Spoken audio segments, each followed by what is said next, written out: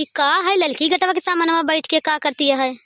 कौनो चिंता में बैठी बा, क्यों इंतजार करती है कि एक कलवा के पापा कहूँ चला वाला गा है। चल तही अब पूछब तो बताए तो ये काहे तय बैठी है?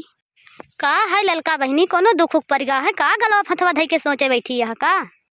अरे नाही बड़की दीदी, सवेरवा नहाए नहाए और जड़ाई गए। हम कहें चली घाम आवा मोहरवा के लगा चली किंची धमोनी कैली टहल वहल करी काव करी। बड़की दीदी बड़ी ठंडी लागत और जाड़े में जनती यहाँ बड़की दीदी 9-10 बज जाती ऐसा बनावत खात काव करी। और कहा बड़की दीदी कहाँ घूमे टहरे बहरियान यहाँ?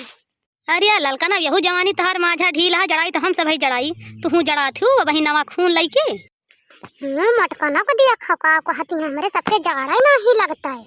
हाँ नहीं तो जाड़ा लागत जाना हमारे सब माटी की बनी है। का ललका बहनी गुस्सा आ गए का हम कह देहन तो?